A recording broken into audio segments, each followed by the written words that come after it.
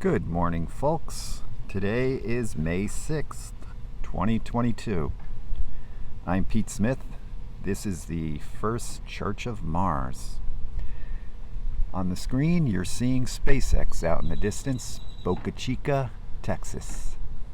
That is the launch tower.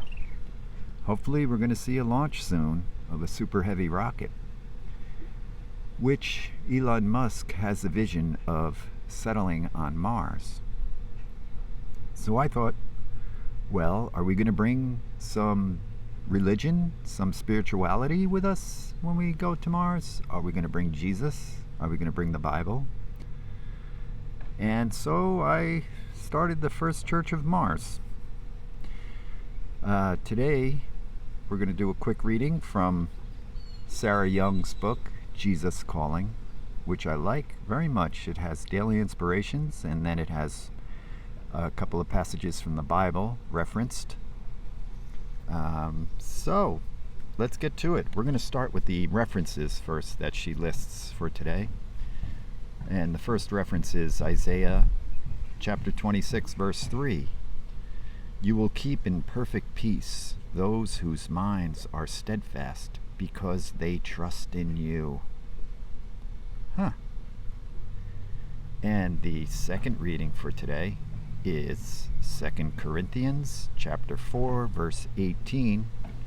So we fix our eyes not on what is seen, but on what is unseen, since what is seen is temporary, but what is unseen is eternal.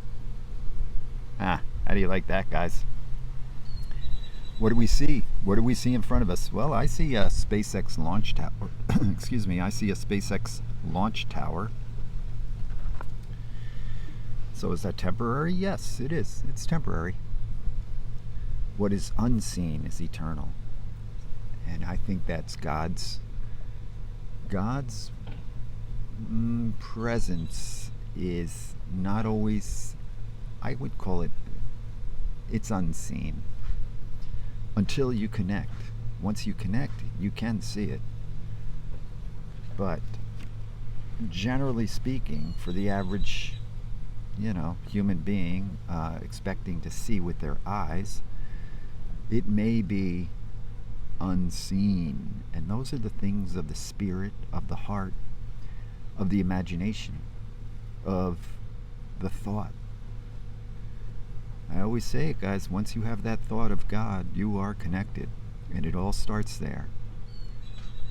And no, I have not seen any manifestation of a single person or entity that I would call God, but I've seen many, many forms of God in an unending, infinite form.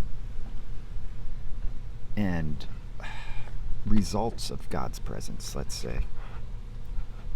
But no, I don't see like an old man with a white beard, of course.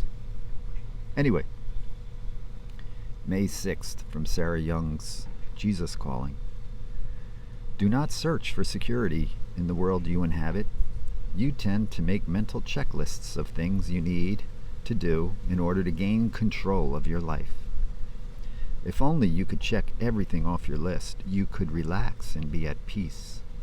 But the more you work to accomplish that goal, the more things crop up on your list. The harder you try, the more frustrated you become. There is a better way to find security in this life. Instead of scrutinizing your checklist, focus your attention on my presence with you. This continual contact with me will keep you in my peace. Moreover, I will help you sort out what is important and what is not, what needs to be done now and what does not. Fix your eyes not on what is seen, your circumstances, but on what is unseen, my presence. Well, thank you, Sarah Young. I love that interpretation. If you could check off everything on your list, then you could relax and be at peace.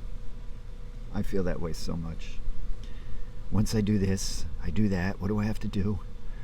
okay, if I can only do those things, I'd be at peace. I'll be relaxed. I'll be settled. I'll be free from any responsibility, basically, for today. And I can drink a cup of coffee and just relax and maybe zone out and watch some TV or whatever, take a nap. But the funny thing is, my checklist is just that. It's my checklist. It's not always in line with God's checklist. But if I turn it over to Him and allow God's checklist to become my checklist, then it's kind of easy, you know? And I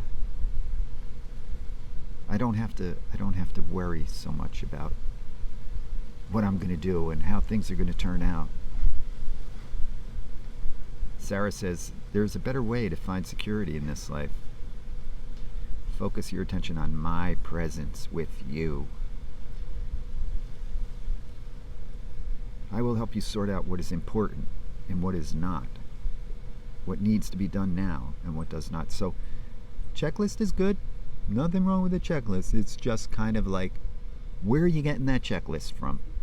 Is it something that I've created based on my humanness, based on my fear, based on my feeling of lack, that I need something, I need to do this, or I'm afraid that if I don't do this, I'm going to lose something, I'm going to be poorer or hungry, or things won't work out, I'll be alone.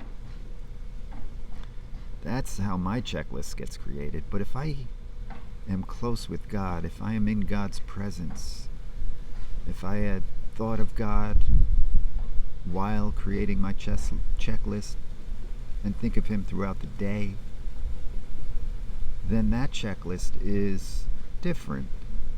It's, okay, what is this in front of me now? What encounter here?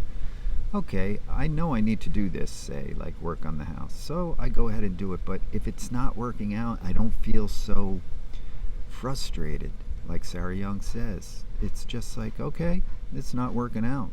I guess that's the way it's supposed to be, not working out.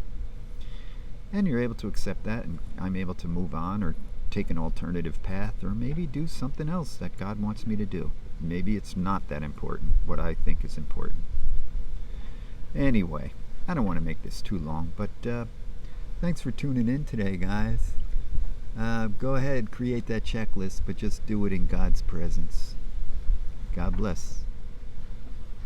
Bye for now. PQS Self-Express.